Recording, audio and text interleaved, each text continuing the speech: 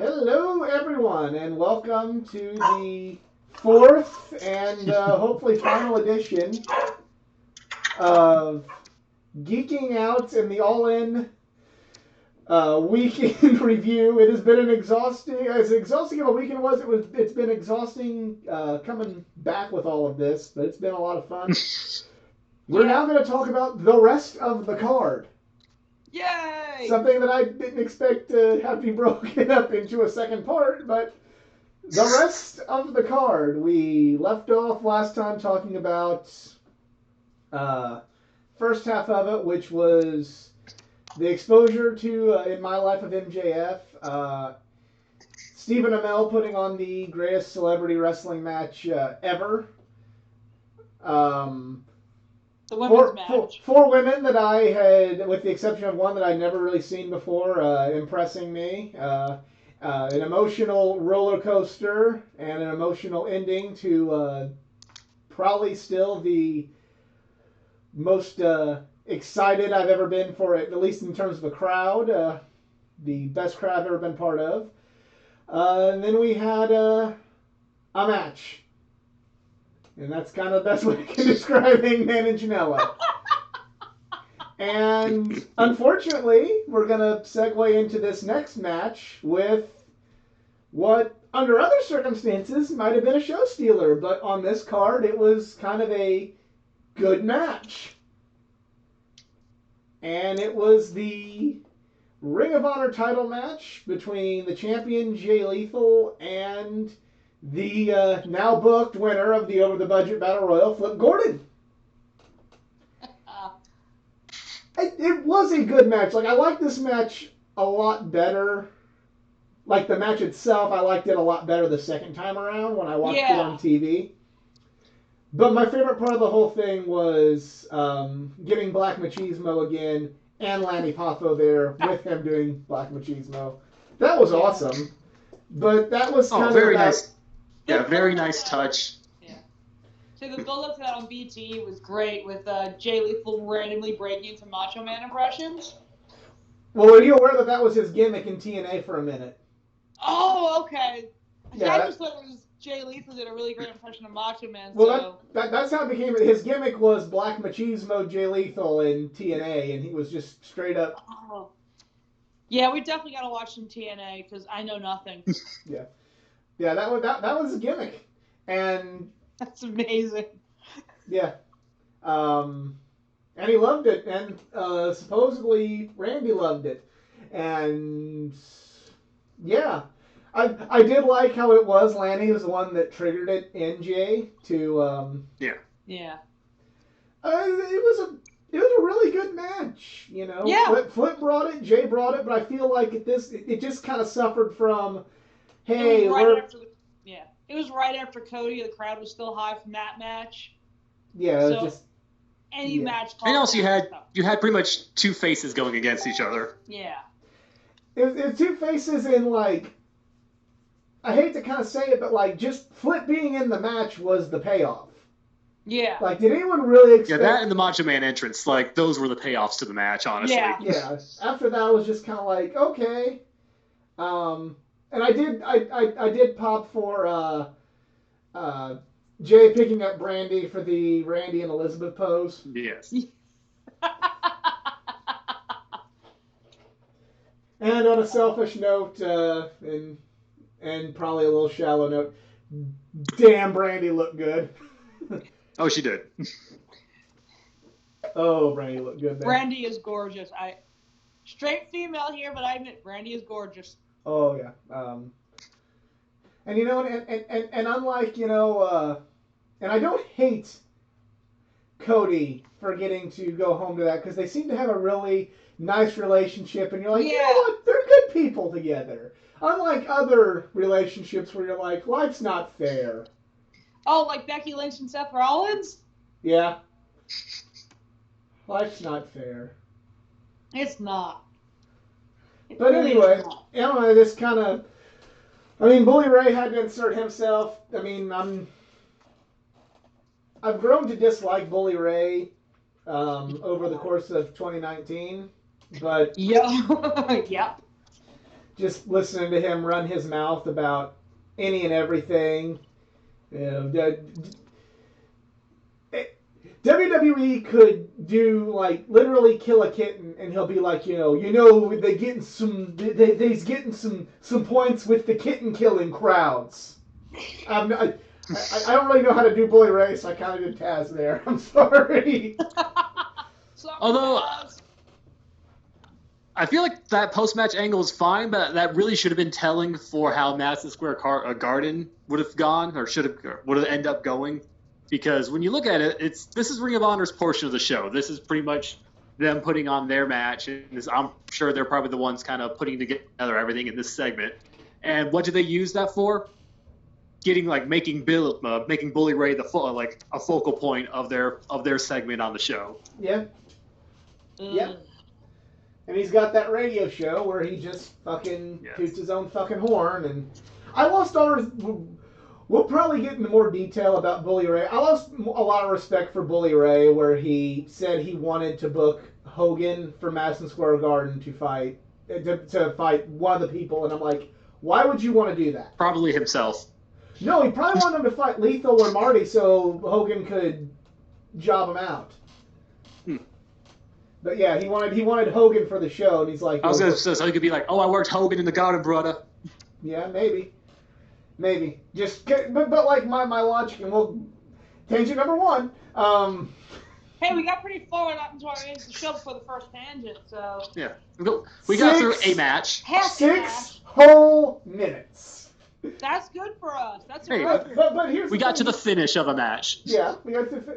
But why would you want to wrestle? Why would you want to book Hogan on not WWE, where he costs an arm and a leg, not WWE's?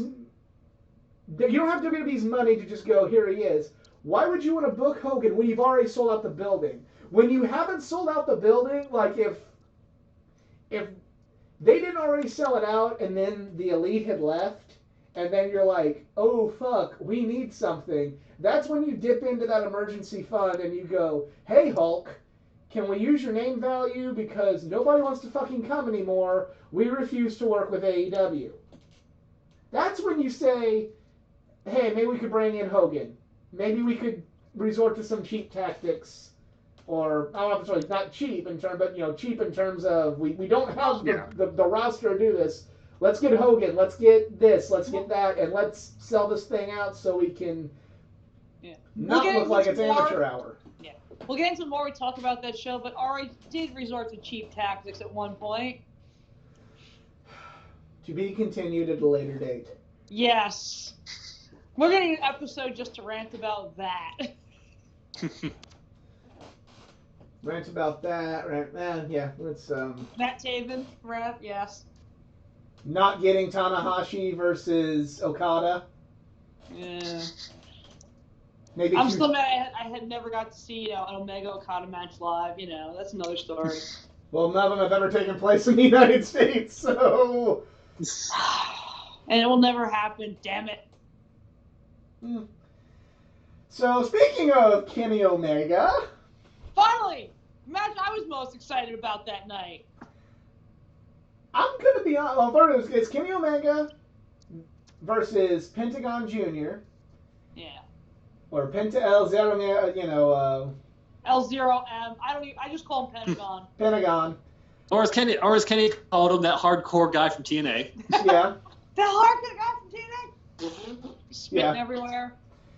And I really, really like this match, but as I've alluded to, this is kind of a match to me that kind of suffered from, okay, here's like, I didn't really feel anything other than like, oh cool, I get to see Kenny, I get to see these two guys I like, I get to see Kenny, I haven't seen Kenny since he's, morphed himself into this amazing wrestler.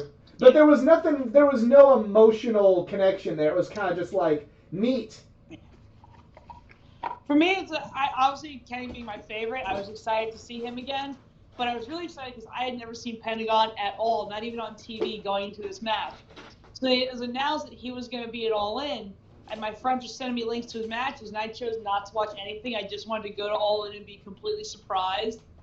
by him and his performance. So I'm like, I want to know nothing about this guy until September 1st. So I was really excited to see him live. I'd heard so much hype about him. And he lived up to the hype. Yeah, I really like the match. The match itself told a good story with it seeming like, well, the story was pretty much that Pentagon could avoid any and everything that Kenny could throw at him, all of Kenny's signature moves, and he showed no fear over who was considered the best wrestler in the world and the IWGP champion. The match itself was good, told a good story. I just I didn't feel any sort of emotional attachment to it other than just, all right, it's really cool. I get to see Kenny Omega. Last time I saw Kenny Omega, he was, The only other time I saw Kenny Omega before this, he was facing Yoshihashi, so this was a big upgrade. Well, the other time... The last time I saw him before this was against the Young Bucks with Coda, but I'm not going to brag about that.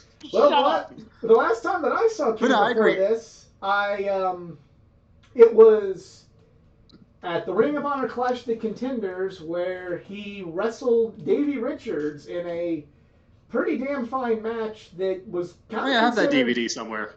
I think you sent us that DVD. I did not send you that DVD. Okay, you sent some. There's some. Yeah, I would have sent you that DVD. I remember. I think I bought it back in back in the original day. Yes. Okay. Great. I was kind of considered Kenny's real. He was starting to bubble, but this is what really launched him into the stratosphere. And that match took place essentially on sheer accident because what we were supposed to get was Young Bucks versus the American Wolves, Eddie Edwards and Davey Richards for the ROH tag titles, but Eddie Edwards got seriously injured and was out, so the Young Bucks wrestled, I want to say, the All Night Express. And it was a good match for the fact that they wrestled the All Night Express. And Kenny ended up wrestling Davey Richards. And yeah, it was phenomenal. It really is the match I was looking forward to seeing. And for many, many years, it became the best match I'd ever seen in person. And up until this show, nothing knocked it off the number one perch. But on this show, something did. And it wasn't Pentagon. I mean, I've watched. I can't sit here and say that it was a bad match because it wasn't. I can't sit here and say that I didn't love the match. I guess I just didn't. Yeah. It just on a normal show, if you put that match on the main event, that would have been above and beyond, hotter than anything else. But this was just another one cool once in a back then was a once in a one only night fan moment on a show filled with them. Yeah, and it was because with Pentagon with Impact and in AAA wrestling a New Japan guy at all, that's unheard of. So I give props to them, really making a match that a lot of people wanted to see, but I guess I felt like going back to there's really no story and no stakes behind the match. The match itself was a good story, and you put that match on, say, Dynamite, or you have that match, or you give a storyline, to that match. Say they have a feud, and you put that at All Out, or you put that at Double or Nothing or something. Well, it would have been some of the Kenny matches we got last year, so. Yeah, he had one. How many matches really did Kenny? The Jericho match had a story behind it. The Shima match was really good, but it was kind of based on the same thing as hey, here's this guy that used to be Dragon Gate's ace versus here's this guy that used to be the top gaijin in New Japan. Let's have him wrestle. You know what I kind of compared to? And it wasn't AEW's fault. It was just a bad matter of circumstance. It was kind of like the Pac match at All Out. Ugh. It wasn't bad, but it was just kind of No, that match was bad. After watching again, it wasn't bad, but I would say maybe it was the third or fourth best match on the card. Ugh.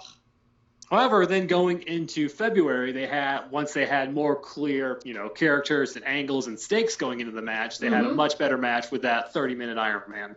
Yes. Thanks for skipping over Full Gear because I choose to forget that show happened sometimes. Ugh. Well, all right, let's talk about Full Gear then. I'm hanging up now. Bye. But actually, no, I think we need to talk about the post-match and the biggest surprise on the show that night. Okay, well, first of all, this was another one of those instances where I'm full of water and beer, and I have to pee. And throughout this match, I'm like, I gotta pee. I really have to pee. One-winged angel, pin, sprint. Sprint up there. Find the first open stall. The first open stall is awful because someone missed the toilet, and they weren't doing a number one. Don't care. Plug my nose. I pee. I'm hearing, okay, better hurry up. Go pee. Music stops. Hearing everybody erupt. Shake it. Put it back in. Go back out. I'm running back down my seat. The security guard goes, yeah, man, you better hurry. Shit's going down. I'm seeing Pentagon attacking him. I'm like, oh, fuck. Pentagon's attacking him. Not even to my seat yet. Wait, that's not Pentagon. I was like, he's much taller and fatter and white. Like, what's going on? Don't match. Not even to my seat yet. Just hanging out on the step. Mask comes off. Fucking Chris Jericho. That was the best surprise of the night right there. Because, it was talked about. Everybody was like, man, wouldn't it be cool if he showed up? And everyone, but I think we all didn't think it was going to happen. And in typical Jericho fashion, he was like, oh, no, I can't. And also I have Fozzy. Yeah. I think he flew into Chicago, did that little spot, got back on a plane to Kansas City for a show with Fozzy. Well, he got on, right after he did the angle, he apparently still in gear, went on Tony Khan's jet to make it to the Fozzy show that night. Oh, Jericho, you legend. And it was even supposed to be the semi-main event, so the sets, before the last match, but due to Jericho's schedule, that's why it was changed to third from the top. Still, it's a good spot to be in. I was okay with the match after getting that spot. Although I think that plays into the problems that stem into to the match that comes next. Oh yeah, yes it did. And good match. Let's talk about that match. This is probably the other match where, well, it is Marty Scurll versus Kazuchika Okada. One-on-one match, but the one thing that I want to give, I feel it was just a one-on-one match, but they had a really good angle going on BT about this, and this was kind of the perfect. Oh yeah. I feel Marty trying to be a heavyweight. Well, it was the perfect meshing of the humor of BTE with an actual serious story. Yeah. I think my favorite part of that was Nick Aldis telling Marty Scurll to eat donuts. Yeah. Gain weight, be a heavyweight. But it was the best part. I'm gonna go on one quick tangent here. When this match was announced, people were pissed because they were like, this is a match you could see on New Japan, and I'm like, all right, you just kind of outed yourself right there as someone that doesn't watch New Japan. Because due to their weight classes, they would not have a singles match. Yeah. They were in tag matches, like Marty and Kenny versus Okada and I don't even remember who at this point. The only thing that I said when they announced this match was, because I really thought they were going to do Kenny and Okada at All In. Me too. I went, wonder who Kenny's going to wrestle now. Yeah. So I think the match I really wanted for All In, it wasn't going to happen because of who they work for. I really wanted Golden Lovers versus Lucha Brothers. That's my dream tag match. Not complaining about what we got, but that was the match I really wanted. Yeah. So this match it wasn't quite the emotional roller coaster of Cody and all this, but it was still probably, this is the match that kind of hyped me back up. I was kind of, I was having fun and really into the the Pentagon and Kenny match, but I was still just kind of like, I was still kind of had the emotional burnout of Cody and Aldis. So this is the match that brought me back into like, oh shit, oh Marty looks good, oh fuck. Yeah, I was about to say, did either of you guys have a feeling that Marty was going to win? Oh, absolutely. That's to me what makes it kind of a weird way that I judge wrestling matches. Yeah. I was hoping for Marty to win, but I just didn't see New Japan. Yeah, well, I felt like in New Japan they were doing that angle, so it's like he lost his groove. He had the balloons. Yeah. He did have the balloons at All In, which I kind of thought was cool. Yeah, he was losing matches against like Zack Sabre Jr. at Rev Pro. He was not having the best G1, so like it felt like believably Marty could have got a win. He lost to the Knife Pivot in the first match in the G1. Hey, that works for me.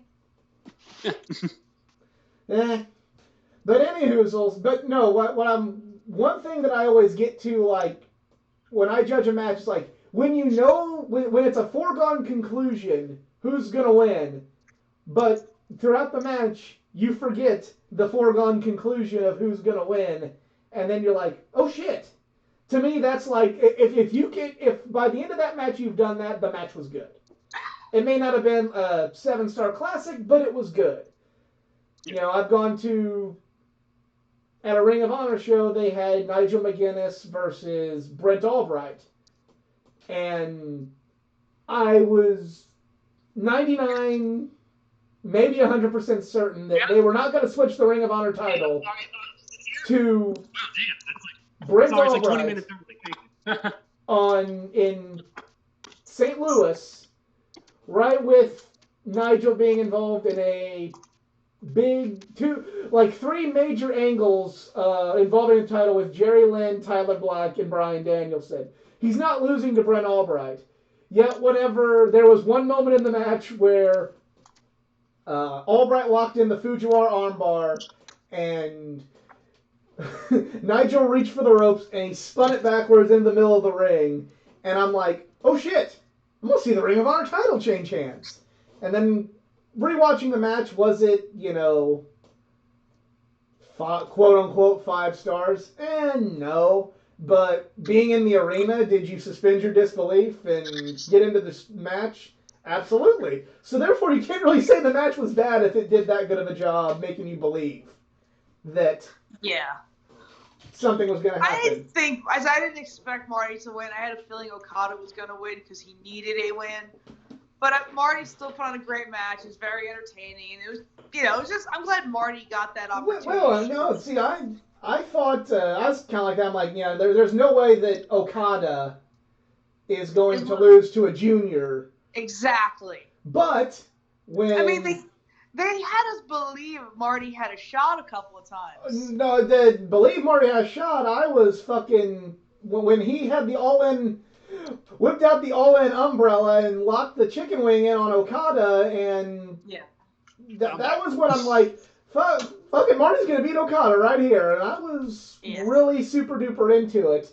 Yeah. And I believe for us, all the while that was going on, I believed that Marty Scurll was going to beat Okada, and then when it ended up not happen, I had the whole damn it moment. I think it was the match I realized how bad my voice was because I could not whoop whoop during Marty's entrance. I think I managed to get some whoop whoops in, but I think after I was done, I couldn't have whoop whooped if you wanted me to whoop whoop. Yeah, my voice was shot before the Kenny Pentagon match, and by the time we got to Marty versus Okada, I had nothing. I used what little bit I had left in that match. Luckily, and I hate to say it, but in Hangman versus Joey Janela, that gave my voice a rest, and then with the exception of a few, few things during the Pentagon and Kenny match, my voice was pretty well.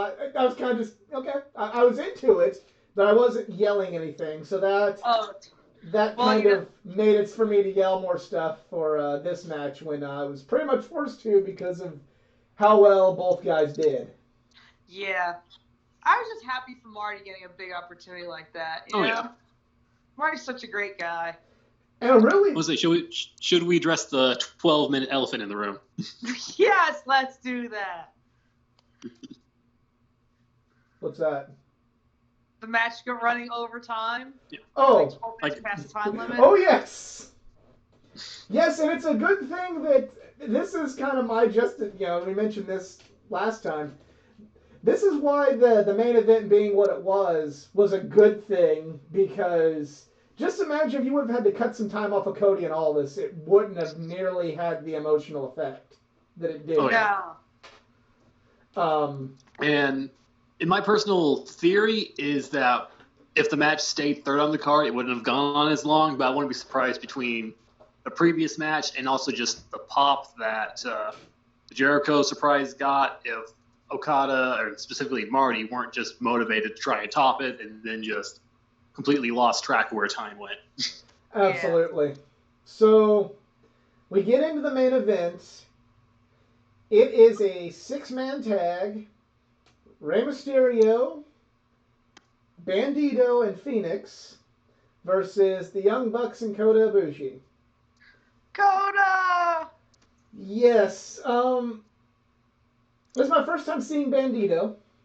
I'd never even heard of Bandito before this. Yeah.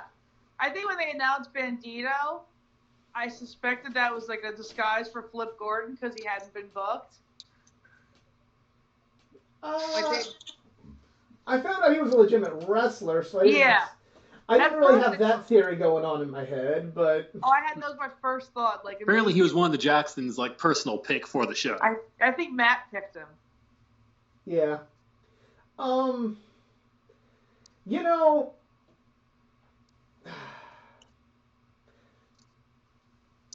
don't really know how to say this, because I like everybody involved. And it was kind of like, after an emotional night like this, sometimes you just kind of needed just this, hooray, and you do a bunch of stuff, and hooray, we did it, guys. And maybe had it been able to go on longer, I would have enjoyed it more. But it really, to me, was just kind of, here's some stuff, we did it, here's a comparison. It's like when... if it was like a NASCAR race, this was, we know we've won the race, here's the burnout. It's the wrestling equivalent of, we did it, guys, here's a burnout. That's kind of, I don't want to say it was bad, but I'm not going to sit here and tell you I really liked it. I didn't really... It was too short of a match. I enjoyed it a bit more. I didn't dislike it, but... I didn't really...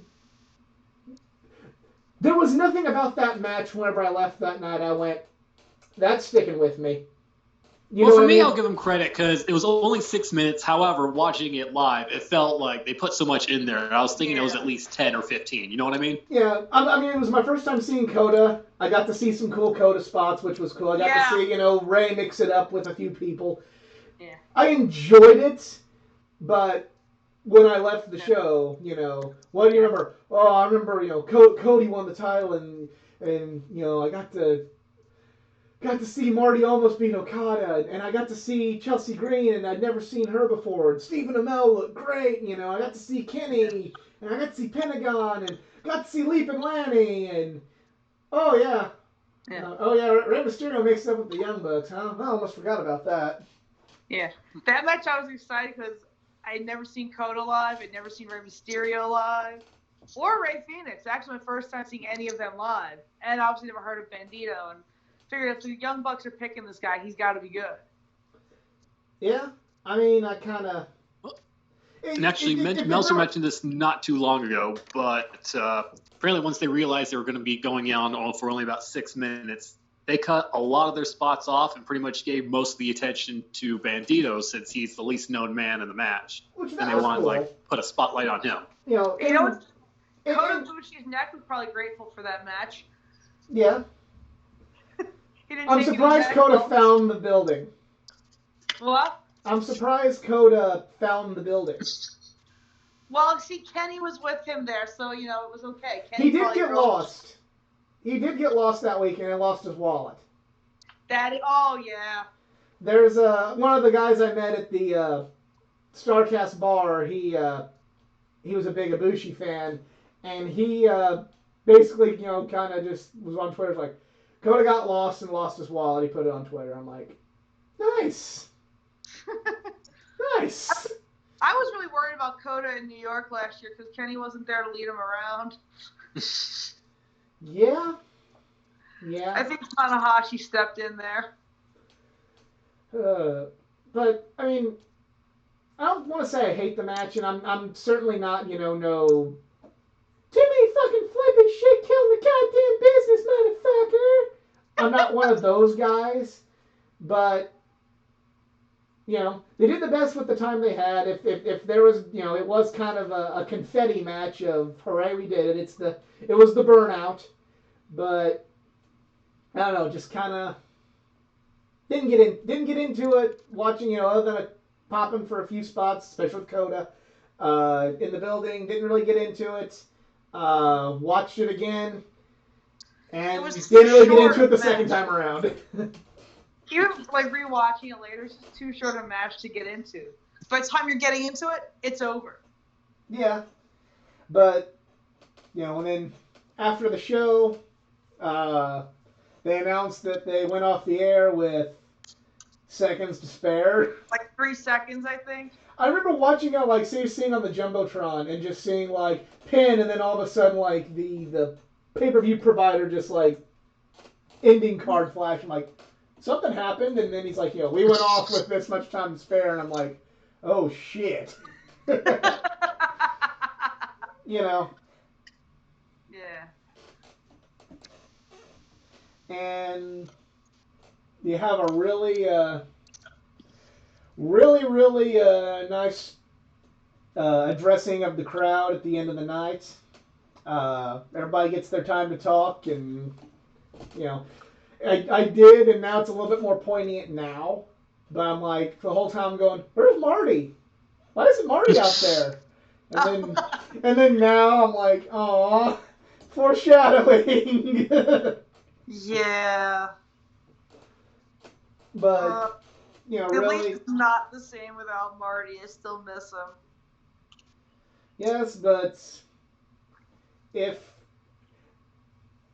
this is probably the next best thing for him, because now there might actually, instead of having Bully Ray manipulating Delirious into being an idiot, you have Marty Scurll potentially building a few more bridges and making the company better. Hopefully. If anyone can do it, it's Marty. Well, actually, if anybody could have made it, it was Cody and the Bucks, if they would have just let them book Ring of Honor, and we could just be like, man, Ring of Honor on TNT, how about that shit? Yeah, that would have been nice. Like, man, can you believe Ring of Honor? Can you believe Ring of Honor's on primetime Wednesday nights live every I don't know. week? I couldn't trust Ring of Honor with that. They would have found a way to Ring of Honor it up. Isn't it a shame we're looking at Ring of Honor that way when, in 2006, 2007, they were unquestionably the best wrestling possibly in the world at that time? True, but at that point, between them in 2006 to them in 2012 to them now, that's all the only things they have in common is the name Ring of Honor. Yeah. And the Briscoes, they're still there. Nice. So, yeah. Really cool. Got to finally do a goodbye and good night bang. Never got to do that, so got that crossed off the wrestling fan bucket list, which was nice. Proceeded to somehow easily get out of the building. I don't even want to talk about that. We got we got out into the hotel pretty quickly. As I mentioned on the last episode, I was carved up, so the first thing I wanted protein of some kind, so I got a bunch of Wendy's cheeseburgers and a case of beer, and met some other fans the night before. Drank with them on the hotel patio, met back up with them. We're going to stay up late and polish off that case of beer, but after about 6 of those beers, I was like, I'm done. I'm done. I'm going to my room and I'm going to sleep. Oh my God. my voice is shot. Yeah. I have been emotionally drained from the hustle and bustle of getting to the Golden Lovers to crying at seeing Cody Rhodes win the title. I think And the day of All In, I woke up at 5 o'clock in the morning and I couldn't get back to sleep because I was too excited about the show. I didn't go to bed until 2 o'clock the following morning. I was up 21 hours on about 4 hours of sleep. Oh yeah, let's see. I wanted to die the next day. Well, you're actually, I don't know if I can't remember. Gonna break the fourth wall a little bit here. We had to stretch this all out over the course of a few days, so I don't remember everything that got brought up on the Starcast episode, but I didn't wake up early. I woke up with my alarm on the night before the show because I remember I had kind of a more lenient, I had to hit my marks for stuff at Starcast, but like a little bit more lenient of a day planned. Yeah. And then I got that didn't realize how much I had drank. Because they we went in and bought bottles of wine because the bar closed down and we couldn't go anywhere, so we bought several bottles of wine. And I normally don't smoke cigarettes, but sometimes I smoke when I drink, and I was smoking a few cigarettes. I don't condone that. It's not fun to smoke. But I smoked cigarettes that night, and then I was thinking like, okay, you know what? It's midnight. We can keep drinking until about 1, 2 in the morning. I wake up at 8. That's about 6 hours of sleep. I'll be good to go. And then I get that email of Golden Lovers has been moved to today, and I'm like, gotta go, guys. And I didn't really realize how drunk I actually was until I had to immediately just stop and went to bed. Let's see. I think I got sleep Thursday night, and then I don't think I slept again until Sunday on the plane. It feels like. Oh dear. Sounds like me WrestleMania weekend, but that's another story for another time. Oh, that was a fun weekend. Yes, it was. Yes, it was. Yeah. Bit exhausted But yeah. now. But when pretty much leaving the arena, did you guys also just feel like you don't know what you just saw, but it felt like you were there for history? Yes. Yes. I actually got a text message from a guy I work with, and he said like, dude, do you realize, what you're witnessing now? And I think it was kind of like, and then he actually texted me like, did something happen? Like the pay-per-view feed just cut off really quickly and something happened, and then that's when I texted, oh, Matt Jackson just told us he finished with 2 seconds suspended. Yeah, that was kind of my feelings like, wow, I've witnessed something truly special, but it's kind of like, I had the, what is next? Like, really, what does this mean? Because it was so successful and it was so good, we didn't know about AEW at the time, I mean, there was people online saying, they could probably start their own Fed. But we didn't know of any AEW. I think even we were talking about that, but thought it was like a year or more away from that happening. Yeah.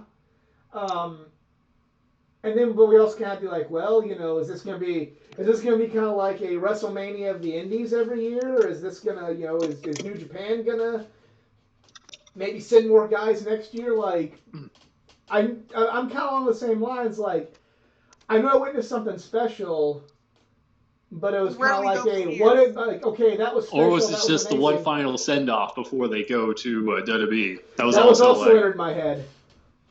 Like, or is this kind of like, thank you, we're going back though, guys. So, yeah, I kind of had the whole like, this was special, this was amazing. Like I was buzzing about this show for weeks, about how cool it was, like I mean I was going to indie shows after that and still having a good time, but I'm just like, oh man, but All In was, any wrestling fan that I knew, I could talk about like All In, but you know All In, but you should check out All In. And yeah, it was kind of had the. I don't know where we go from here, but this was incredible. And then I kind of did Starcast the next day, one final meeting with you guys. Thank Cody for everything. Was gonna just skip it, because I was exhausted from the weekend. I was gonna be like, maybe I could sell this. We were all exhausted by Sunday. We had nothing. The adrenaline rush of All In was over. We were just crashing. At least I was. Yeah. Well, I mean, for me it was like that, and then there was like all the stuff I had planned at Starcast because I gotta spent myself almost. I'm not really saying in the poorhouse, but like I spent a lot more money than I probably should have on things at Starcast, for better or worse. And I remember just kind of thinking like, well, maybe I'll see if somebody wants this ticket, or maybe I'll stop by there and see if someone wants this Cody meet and greet, and I could sell it at a loss, or I don't know. I'm kind of tired, And the main reason I bought this was, well, I am a Cody fan, but like I've met Cody twice. Do I really want to do it again? And the main reason I bought's like, well, in both my pictures with Cody, my ex is with me, so I kind of want a picture with Cody without my ex. So I bought the meet and greet, and I'm kind of, after what the shit show it was on Saturday, and then after kind of hoping like, maybe I'll even eat the loss and we'll just go home. We'll just drive home, get some Chicago style pizza, and get home and get a good night's sleep. And after that show, I'm like, hey, I'm gonna use my Cody meet and greet. I want to meet Cody after that. Like I have to meet Cody after a night like this. Well, I told you the highlight of my day was unexpectedly meeting Kenny, so yes. But like and I'm kind of, other than, that whole thing, I'm really happy I ended up meeting Cody after that. One, because it took a really cool, it was a really nice picture of me and my friend Cody and Brandy with the NWA title. It was like, it just, of all my wrestler pictures, like, this is a good picture. And two, it was kind of like, I was exhausted, I was tired, but like squeeze that last little bit out of this weekend, stretch. Yeah. It was such a magical weekend. It's like, make it last just, and you can't see me off camera, with making the little symbol. Think of the Seth Rollins penis size that much longer. So, yeah, just, and I met some more cool people in Cody's line, and we had a fun time. And as I'm walking out of Cody's line, and I meet up with you guys for the last time before we drive away, like just I feel like just the piano music of BTE should be playing that whole time. Just kind of like, wow, we did it. It was amazing, but like now it's over. It's like. And, I feel like that at the end of every convention or the end of every, like, big weekend. It's kind of like, yeah, wow, now it's over. And we went to Buffalo Wild Wings with that coupon that they gave us at Starcast, and it was incredibly average, but it was cheap. And we went to Portillo's afterwards because that's a treat for me. Being in the Northeast, we don't have Portillo's. And Portillo's has some very good cheeseburgers and the cheese fries. And I highly recommend their chocolate cake and the chocolate cake shake if you ever get there. So it was probably just as expensive as Buffalo Wild Wings, but, better quality. Yeah, we just wanted to get something quick and easy and go home. And I drank some more beer. Shocking! I know, right? You drank beer. Oh my god, I've never seen you drink beer, man. Believe it. Like Roman Reigns says, believe it. Believe that. Believe that, whatever. Fuck it. I'm not a Roman Reigns fan. I wouldn't know what he says. I know he said suffer and succotash, son.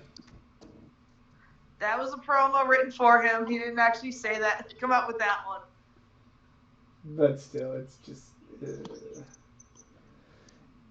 He's Batista. He's like the most unintentionally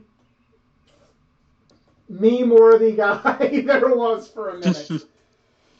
Like Batista's classic line, "Weapons are not only encouraged, they're allowed."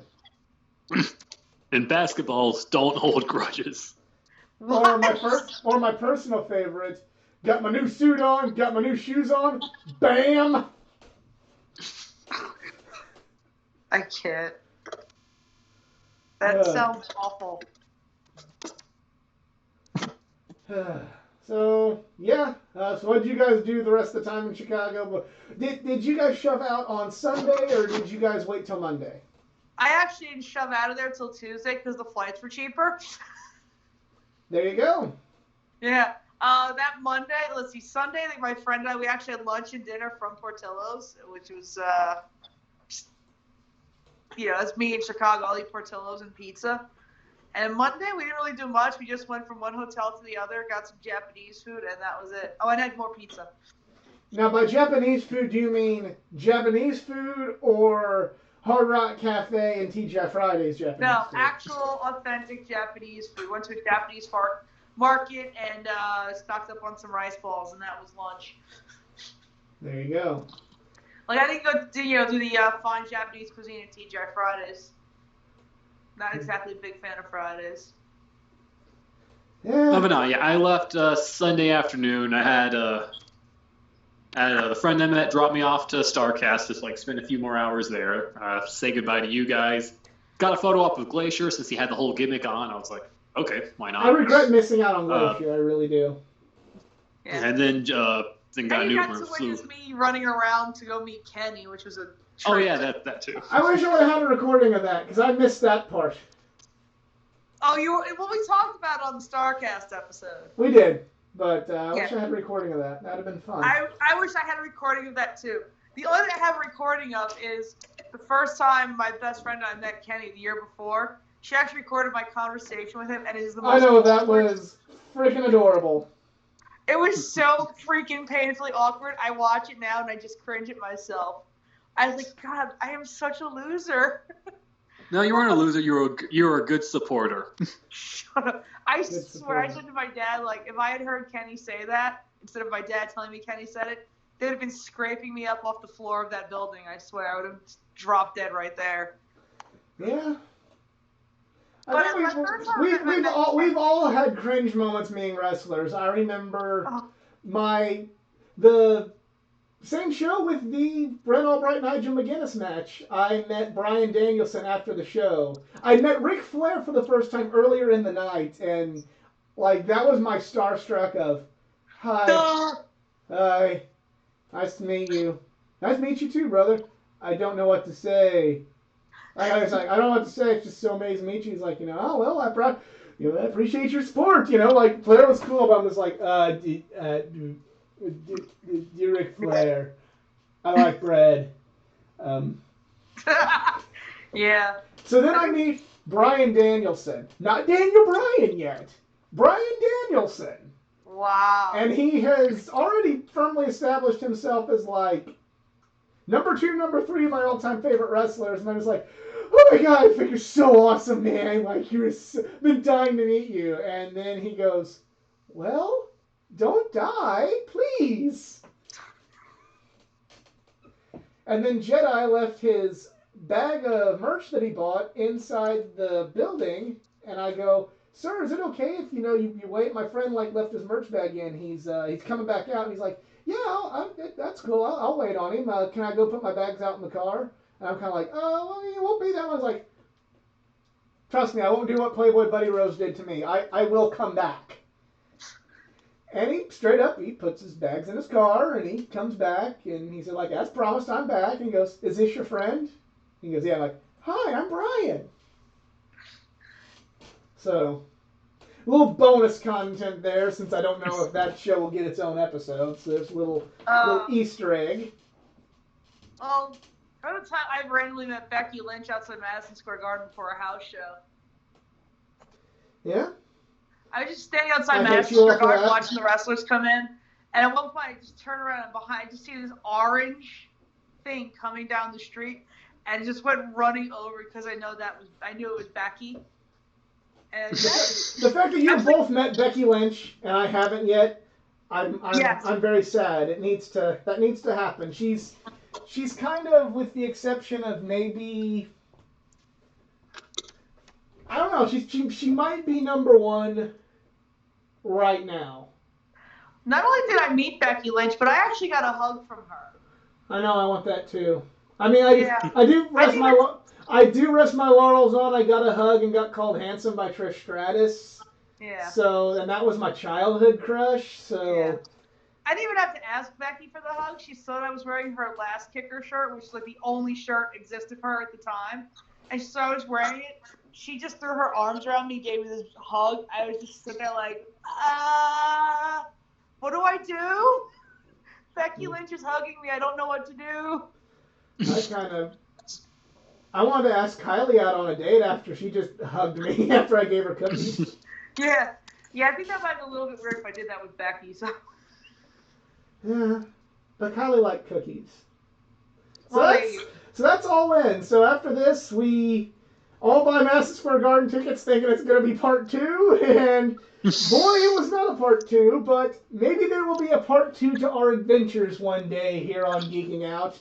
I'm not going to put a timetable on it because it took 4 different sessions to get this one together. I have no idea how long it's going to take and how much work it's going to take to talk about that weekend. But at least the New York one, we don't have StarCast stupidity to talk about. We have we just have like 7 shows to talk about. Yeah. Seven shows. WrestleCon, the thing that Ring of Honor did. What? Like all the fan festing though. I am. Yeah, you went to that. That was kind of a train wreck, but that's another story. Yeah. I think, well, I don't know when, I don't know where, but eventually we'll get to that weekend. So, but thank you for going on this journey, reliving this journey with us. If you went to any of these events at All In Weekend, post your experiences in the comments section below. And thank you for tuning in. Please subscribe for more content. And yeah, thanks for listening. See ya. Bye. So long for now. Goodbye.